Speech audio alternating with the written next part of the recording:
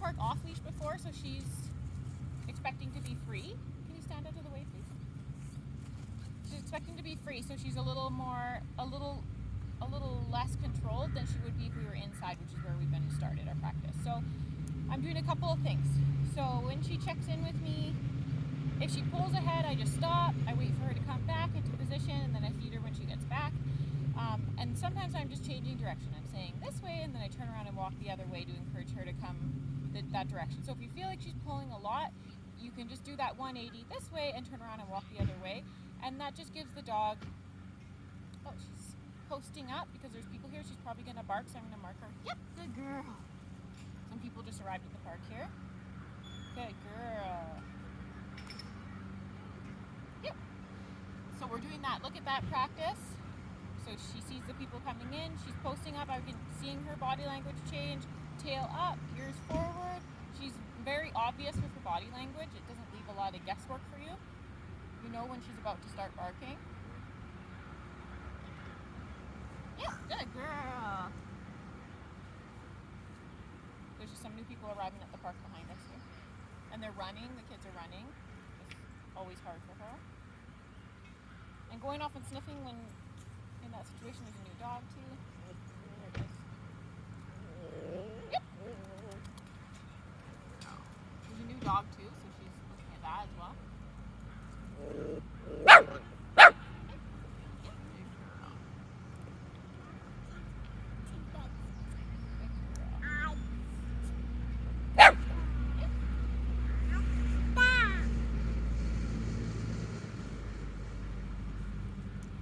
Now the dog's walking away and she's totally uninterested. So she's just, that initial thing is, yeah, good girl. Good girl. And that's the game. So even if you're out doing whatever, if she starts posting up and she starts focusing on someone or something, you need to pause and address that.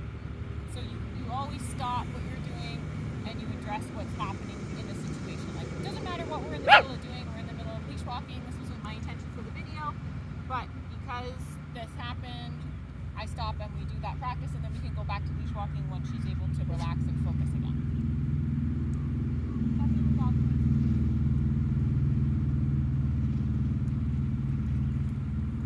Good girl. Okay, let's go back to our leash walking. All right, let's go. Switch sides. I only want her on the left. You don't want her switching to the right. So I'm just going to get her over to the other side.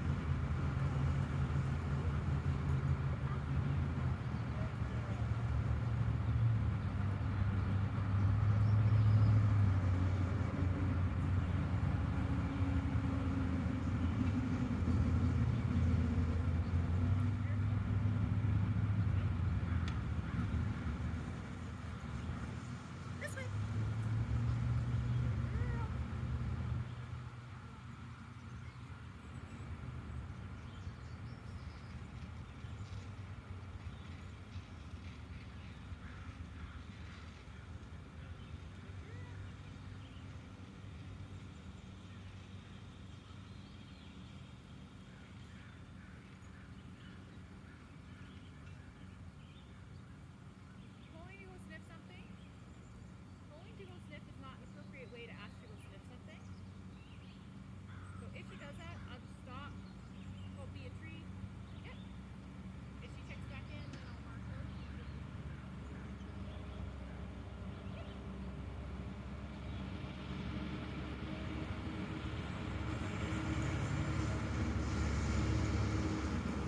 She's avoiding. The reason she's crossing here, she's trying to avoid my daughter. She doesn't want to walk on the same side as her. Ow!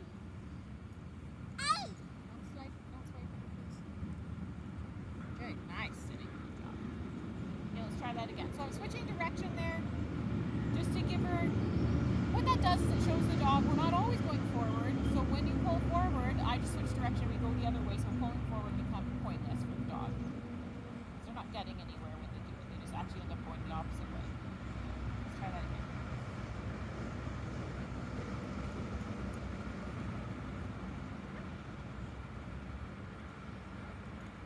After I switch direction, I always give some food in the heel position, that left position where she's facing, the same way that I am. Leash is loose. her paws are facing the same way that my feet are.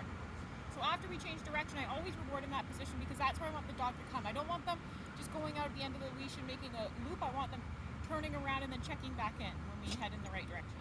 This way.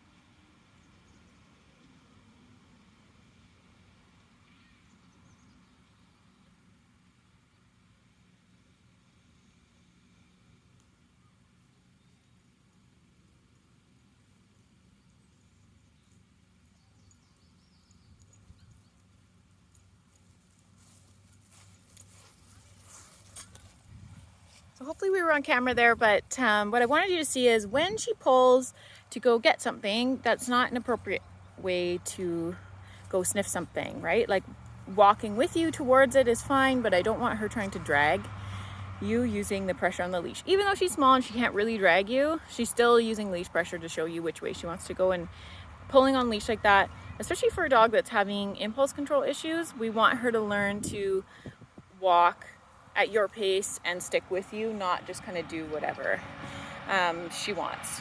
And that's part of the general thing with her, is that she needs to work on her impulse control, and she needs to, good girl, start defaulting more to what the human wants instead of going and doing whatever she wants to do.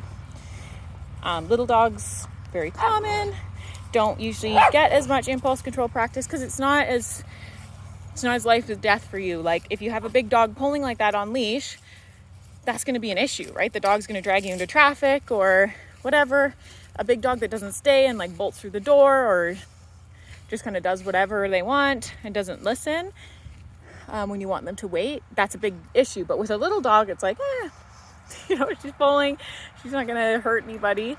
But we do want to practice that because that impulse control is an important part of her brain development, and also gives you control when she wants to do that lunging nippy thing, which she did do with me a couple of times. When I first had her, we were down at the park and a older kid, like a teenager, ran past, and she definitely lunged out and like probably would have made contact if I hadn't stopped her with the leash.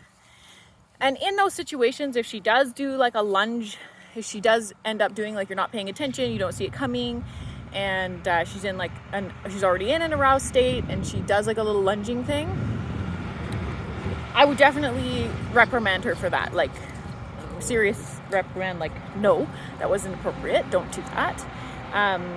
But ideally, like the learning from that, from you reprimanding her for doing it, mediocre. She's not going to learn if that's your plan for the future, is just to reprimand her every time she does it. That's going to be like a very slow, probably fruitless process. I still do it just to reinforce the fact that I don't want it and make sure that she knows that I'm not pleased about it. I will tell her like, no, that was not appropriate. I'm not yanking on the leash or anything, but I am using my serious voice, like absolutely not appropriate behavior, dog. but ideally what you're trying to do here is work on her impulse control so that she's able to control herself, as well as preemptively be ready for those situations when she may do the lungy barky thingy. So when you see her body language change, that's when you're intervening before it happens. And that's how you get the best learning. So you see your body language change, that's when you do something. So that's when we mark her with yep, and then we give her a treat. And then just generally working on her leash walking and the place cue while you're out and about and in different situations and with different distractions. So I've done a bunch of stuff, but it won't be exactly the same as where you are at home. So we'll work on that too, so that she gets used to, dogs don't generalize very well. So you teach them something in one place, they can't just like go to another place and know how to do it. They need to be almost retaught or at least practice in the new location before they become proficient there too. So like, you know, if you learn to drive a Honda Civic, you can probably get into a Sienna minivan and drive it. For the dog, they would have to probably relearn how to drive when they got into the minivan because it's a different size. So that's the difference in their learning capacity. So that's why we have to work with different kinds of environments and different kinds of ways to proof the behavior that we taught. That's what I mean when I say proofing, is so she's got her place command and her stay and she's doing really well in the house. But if we go outside, she may just be like, well, I have no idea what you mean. We haven't practiced this outside, and it's totally different. So that's why I like to add as many distractions as I can. And then when we get home and I drop her at your place, we're going to do all the same training there. And I'll get you to continue on with that practice too when she's home.